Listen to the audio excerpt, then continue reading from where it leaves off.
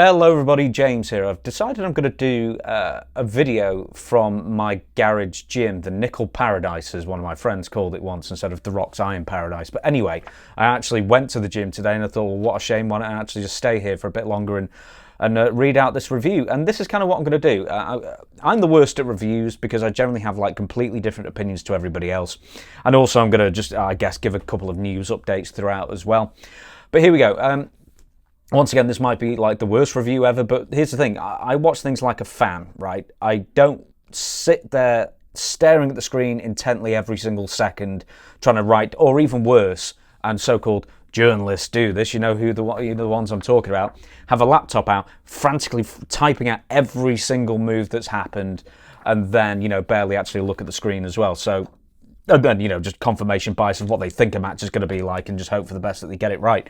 Anyway, so I watched the show this morning, and these are my takeaways, basically. I'm going to give a couple of bits of updates on news or whatever as well. So apparently some customers who said they were going to be able to get ESPN live streaming, cable customers who apparently they were included with... I don't know, Verizon. I don't know if it was Verizon or whoever it was. Whoever it was, I don't know. I don't know these cable people. Some of these people had issues getting signed up with the ESPN streaming service, even though they got ESPN on cable. So apparently that was an issue for some people. But okay, let's get to the show itself. Really slow. I mean, it really was slow, even by like WWE standards. It sort of dragged. It was 3 hours, 15 minutes. And that's without commercials. And I guess, I don't know if everybody knew. I mean, we're international, so we didn't know. If I'd have watched it live, I think it started either midnight. I think it started midnight here.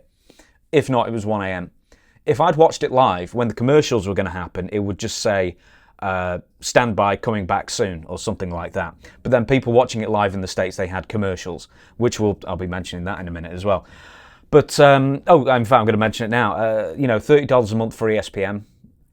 The streaming, and now you're getting ads during your WWE PLEs, so it costs, 2 or 3 times as much as when you were watching it on Peacock, ad-free, I guess, and now you're spending 3 times more for the adverts, and now you've got the ads within the show, like, The Miz and Old Spice or something like that. They finally repurposed that 24/7 belt, and then there's ads on the canvas, and ads on the tables, and ads on the ring apron, and ads on the ring post, and, man...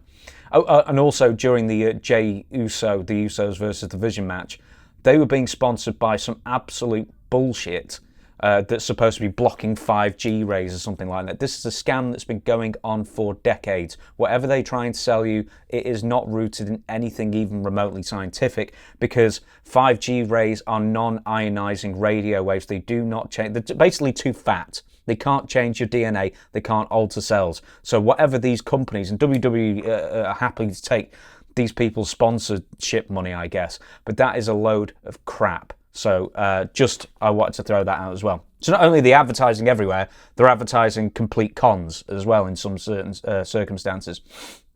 This is ESPN's first show, WWE's first show on ESPN. And once again, very slow-paced. If you want fast-paced stuff, I think you want fast-paced stuff for a first impression, because I think it's really imperative if you've got people who are watching for the very first time, you want to have 1, fast-paced stuff, and 2, stuff that you don't have to, have it explained for you, or, have a very basic story going in, instead of having to have watched weeks' worth of television going up to the show, and then you're asking yourself, well, hang on, who's Paul Heyman? And why is it such a big deal that he's just wandered out with Brock Lesnar? You would have had to have watched SmackDown, or at least been a longer term a fan in the last couple of years to realise that Paul Heyman ditched Brock Lesnar for Roman Reigns, and then Roman Reigns for CM Punk, and then Seth Rollins in the Vision.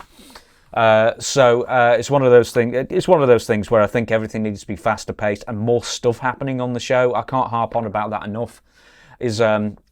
Everything was really dragged out. Everything was a story match, where sometimes, especially for newer fans, you just want to get them into it. You want to have a bit more of a car crash kind of thing. To have like 8 matches instead of 5. And just get people out there, get all your biggest stars out there, do, a 6, 7, 8 minute match, go on to the next one.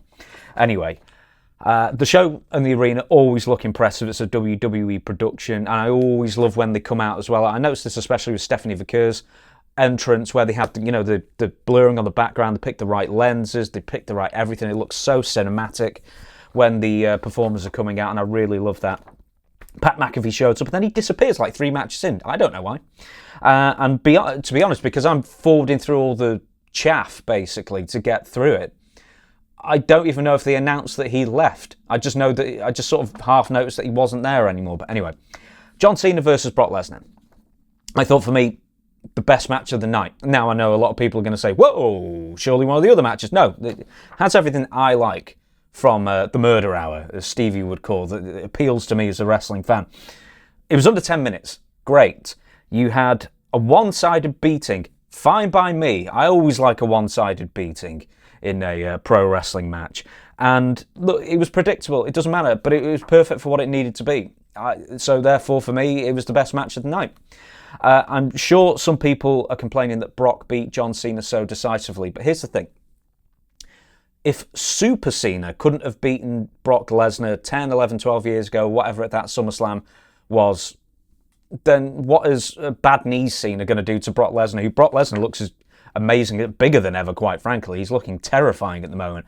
And he's also almost phosphorescent glowing red, like within 3 minutes of wrestling at this point. I actually tried to take a screenshot on my phone, because at a brief point I was watching WrestlePalooza on my phone, and it blocks you from taking screenshots on Netflix, which really annoys me. But he is absolutely glowing, radiant, but not in the like radioactive, more than radiant. But do you know what I keep? The more Brock Lesnar, like the older Brock Lesnar gets, and he gets redder and redder with every match, it reminds me of the Ultimate Warrior just before he carked it. And I'm not saying that to be funny or facetious. I mean, Brock's got some blood pressure problem going on there, and he needs to address it. He does not look well at all. Next, Brock. No, I've already said that bit. Here's what I'm thinking is booking. Brock Lesnar, Bron Breakker. Because apparently now Brock is going to either be part of the Vision, or Paul Heyman's once again managing or advocating or whatever for Brock Lesnar. I'm foreseeing that somehow to split Bron Breakker off and then get him in the true main event scene, that somehow Brock Lesnar replaces him, or they have distrust of one another or whatever. They split up, they wrestle at WrestleMania. I don't know if Bron Breakker wins or whatnot, but I think that would be the catalyst to get into the main event scene, the true main event scene, because we all know for a fact that that's where Bron Breakker's heading sooner or later, and I really think it should be sooner in my opinion about Bron. Once again, there was a sign also that was blurred on the non-live Netflix version, and therefore I presume the ESPN version, and during the John Cena Brock Lesnar match, and the sign said he shouldn't be here, and we all know why. So a fan had turned up on the hard camera side, and like the second or first row of the first tier. And they're really expensive seats as well. There's like some floor seats will be cheaper than those seats, because they're about the best seats you can get unless you're front row. And I was sort of thinking, man, imagine paying $2,000 or $3,000 or $4,000 for a seat just to complain about Brock Lesnar being there. And I was like, well, you gave TKO 4 figures there. That'll show him. But you get your seat. I guess you can very briefly bring your signs before they have them confiscated. Anyway. The Vision versus the Usos. It was good. That's about it.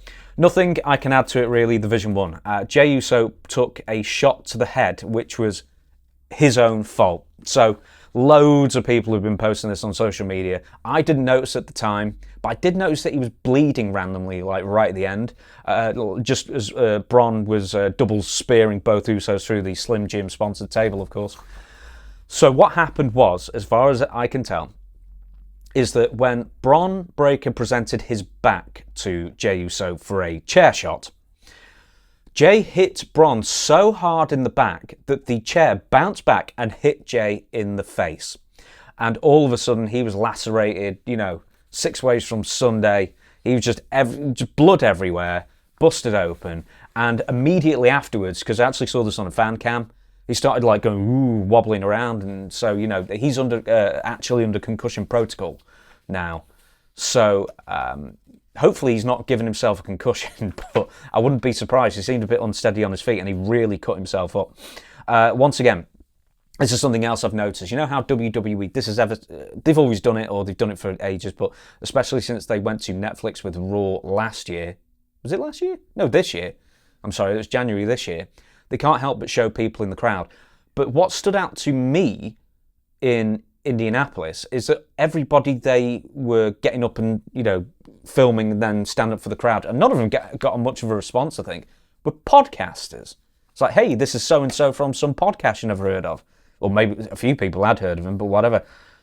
So I'm looking forward to when I go to a WWE show, they'll get me to stand up and I get to wave and everyone boos me. Because, if nothing else, not only am I a podcaster, I guess, in wrestling, I'm also a documentary star, apparently, because I feature, and someone told me this yesterday, or the day, whenever it was, that I feature for 2 seconds in the Bubba the Love Sponge documentary that's just been released. And apparently it's a very short clip of me and Dutch Mantel from Storytime with Dutch Mantel. Anyway, I didn't want to pay to actually find out what I said, but someone was kind enough to say, oh, you basically said, Bubba probably sold the tapes himself of Hulk Hogan, whatever. Anyway, next match, Stephanie Vaquer versus Io Sky. Not my favourite.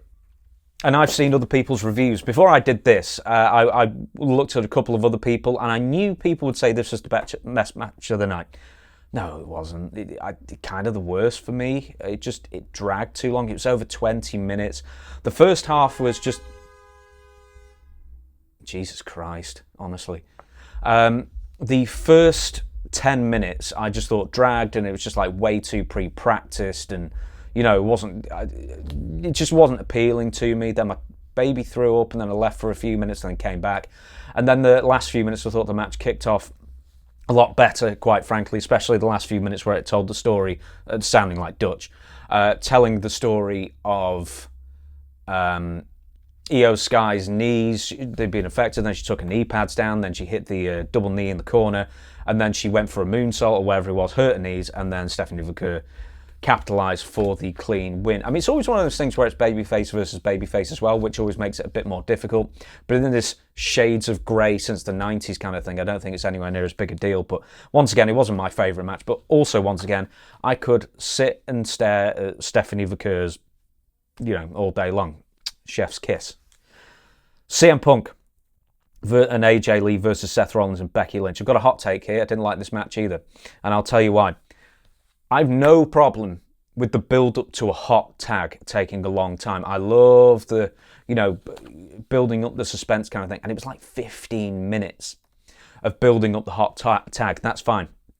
To AJ Lee. But here's the thing. Is that after the hot tag, what I didn't then need was another 15 minutes of match where, Seth and CM Punk do their thing. They know what they're doing kind of thing. The Becky Lynch and AJ Lee stuff was like, some of it looked okay, and some of it looked just like excruciatingly bad. Like, there was at one point where AJ Lee was doing, 2 points in fact at least, where AJ Lee was doing this. And I'm surprised that Becky Lynch wasn't just going, well, I'm going to kick my legs like this, and if you get in the way, it's your own fault. It was like that bad, like the punches.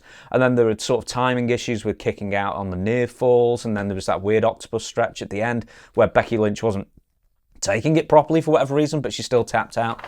It wasn't all bad. I'm not trying to be too down on it, but it's like, once again, with a lot of WWE stuff, and it's a lot of main event AEW stuff as well. I'll always say this for AEW pay-per-views, is they cram a heck of a lot more in the same time frame that WWE do. They drag things out like it's a funeral procession. AEW, they have like twice as many matches, and half of them seem to go too long as well. So it's not like it can't be done. There's got to be a happy medium between the two, I think. But Octopus Stretch, I've already said that. The everything with the men. It's an intergender match, but the men can't hit the women, but the women can hit the men, kind of thing, which I always think is really odd. And it's always really obvious what they're trying to do and what kind of parameters they're trying to work in 2025, I guess. But all that being said, it cannot also be overstated what a wonderful job WWE, Punk, Becky Lynch, Seth. Especially Becky Lynch, she's really coming to her own. That SummerSlam match, I slated it. It was awful. It went forever. I haven't even got water for me to drink at the moment, just have to cough. Slated it. and then immediately bin that off, and then they've got into this CM Punk feud, and she's been so much better because she's got something to sink her teeth into. Then the AJ Lee thing. People are reacting like it's not AJ Lee returning, but prime Bret Hart returning after a 10-year absence. And I think that's an incredible achievement to make, because AJ Lee, I mean, she was one of like some women on the roster who left 10 years ago.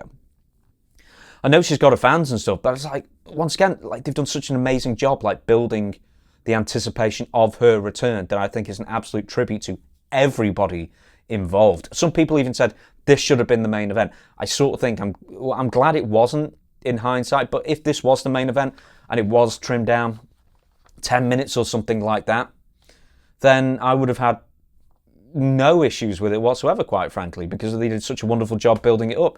I mean, you had really 3 main events: Brock, Cena, the intergender match, and of course Cody and Drew McIntyre. Now, before we get to the main event, Stephanie McMahon is at ringside. Then the Undertaker rides down on a motorcycle with Kid Rock music as well, which is nice. Was it Kid Rock or was it Limp Bizkit? I can't remember. One of them. Anyway, excuse me. He gets off the motorcycle, starts looming over Stephanie McMahon. And then, I don't know if Undertaker was trying to be funny or amusing or something like that, but Undertaker's like the least funny man on earth for the most part. He was dying on his arse, just trying to, I don't even know what he was talking about, which is even weirder. So I've never been on this side of the ring before. It's like, dude, you're at ringside for Ric Flair's last match. Of course you have been. Anyway, he goes to Stephanie and then says, "Are you ready?" And then that finally gets a cheer because, once again, the segment was dying. He might have said it again, I don't know. I wasn't really paying that much attention. And he says, "Are you ready, Stephanie McMahon, to be the first inductee to the 2026 WWE Hall of Fame?" And I was like, what? If nothing else, it's September. They only start really announcing these in January. This must be like the earliest Hall of Fame induction announcement ever. This is what, like 7 months in advance almost? Pretty much 7 months in advance, which is amazing. Now, I had a few thoughts. Quite a few thoughts actually. I sort of see this as like a continuation of Triple H getting inducted this year, and the sort of whole TKO backslapping corporate thing that they're now inducting Stephanie, that's just my thing because that's just how I see it. 2, I was like, I cannot believe that Stephanie's the first McMahon to get inducted. She's not. I actually thought about it, and I think Jess McMahon and Vince McMahon Sr., or at least Vince McMahon Sr. has been inducted. So actually Stephanie's not the first, but I sort of think that's crazy that she's been inducted before Vince McMahon has been. I kind of think it's the same. Is it even crazy like before Shane? Maybe not so much. I don't know. But once again, say what you want. And all I could think of is just a number of like WWE performers of old who, you know, worked under Stephanie McMahon when she was head writer. All I could think about was the collective eyes rolling. It's like, oh my God, they've actually inducted her. And I know what they're all going to say. I know what they're all thinking. They're all thinking that. Trust me. But here's the other thing. If we're just going to go on performer stuff, right? Stephanie McMahon was awful. Absolutely terrible as a performer. Great with Triple H in the first year when she turned heel. She was terrible in '99 when she was just Vince's daughter, but she had that she had like a really mousy sympathy thing going for her. So actually she wasn't awful at all in that sense. But she was great in like 2000, 2001, being the foil to Chris Jericho and whatnot. And, you know, she would constantly get a comeuppance like Vince would at the time. And then at some point, I guess she decided she would never get a comeuppance, or very, very rarely, and therefore she'd just be cutting promos, emasculating people for decades on end to the delight of nobody. Look, if you thought she was great in like the 2010s or something like that, you are looking back with rose-tinted glasses. She was excruciatingly bad with Triple H as part of, you know, doing the extended long past its prime GM role, or, you know, owner role, heel thing. So yeah. But here's the real thing that got me. You've got The Undertaker there, right? You've got Stephanie McMahon there. You've got 400 writers on staff. Some of them must have been around during the Attitude Era, or even watched them. You never know. How can nobody have suggested to Mark, where to, Stephanie? To the Hall of Fame. That's where you're going. Writes itself, doesn't it? Come on. Anyway, yeah, they let us all down there. I mean, that was so the way they should have gone, but anyway. Cody Rhodes versus Drew McIntyre. Once again, I don't have much to say about it. My thoughts are as follows. The match was good. Cody Rhodes main event WWE title match. They're all kind of the same. It was like, what can you say? They're not bad. They're not unbelievable. They're just somewhere in the middle, basically. The one thing I did want to mention, though, is that I'm a big fan and proponent of Drew McIntyre, like a big fan of Drew. And I sort of think that it's a shame. He's just where he's at the moment. He's a upper card utility player. He could be somewhere in the middle. He could be having a banger with Sheamus or Rusev or whoever it may be. You know, he could just be somewhere there. He can be plugged into the main event. But he's not like a true main eventer. He's just like half a rung under. And I think that's such a shame because he's got more going, in my opinion, he's got more going for him than Cody. He's got more going for him than pretty much anybody on any roster you care to mention. I think Drew's great. Great promos, great look, very, very, competent in the ring. And for me, I would have him at the level of Brock Lesnar. I'd have him beating people down like Brock Lesnar. That's my opinion. I'd love Drew to have one really extended WWE title run as a heel as well, because that's where he shines, absolutely. And, when he was going from WWE, or seemingly going from WWE a couple of years ago, and then they had that protracted contract negotiation thing, and then he just kind of just like ended up, I don't know if he's being more himself, but it's almost like the Batista effect, where the last 6 months, until his contract was up in like 2010 or whatever it was, he just decided to stop giving a crap. And he became so much better for it. And so I think Drew McIntyre's got like a longer run of that going on, where he's doing his best stuff, but he's kind of just hovering, half a step behind, the true main eventers. But, he's someone who can be heated up pretty darn quickly, I think, as well. So, and then treated just as seriously. Ultimately, my thoughts on the show is it dragged on. The lights dying a bit, by the way. I've not actually got any lights on me. It's just I've just got this stupid plastic corrugated roof. But 5 matches, once again, is way too few for a 3-hour, 15-minute show. It's becoming a tale as old as time. I mean, I'm saying the same thing every single time. We say it every single time. It's just, these shows just drag. You've got a really, really big roster on WWE. Just have a couple of throwaway matches. Just make them 5 minutes, get some entrances, wave. 7 matches, give people the money's worth even more. It's a lot of money people are spending as well. What have I written here? The amount of downtime. Oh, yeah.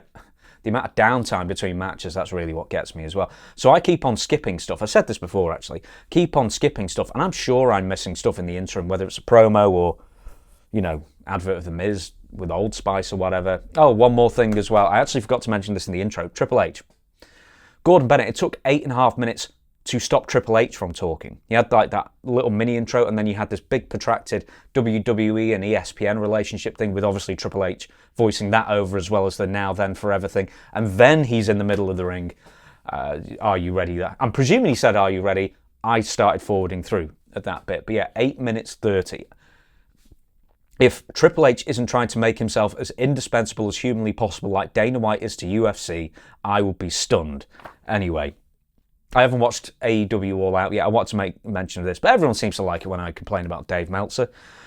So I listened to what he had to say for the first match to annoy myself. Annoy myself I did.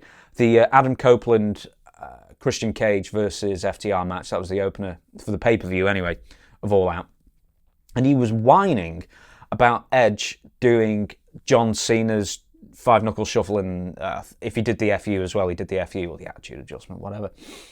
And it's like, yeah, but that John Cena did Edge's stuff like a week and a half ago on SmackDown, and that's the tribute. It's like, oh yeah, I know that was the tribute, I just wouldn't have done it. It's like, why? Because one, it got a great reaction. I was like, yeah, the AEW fans are chanting John Cena's name. Well, guess what? He's a massive star. Why wouldn't they? And two, it's not like everybody was like in the arena going, shit, I've spent this money to be like All Out, but now I've just been reminded John Cena exists. I have to leave and go and watch WrestlePalooza instead.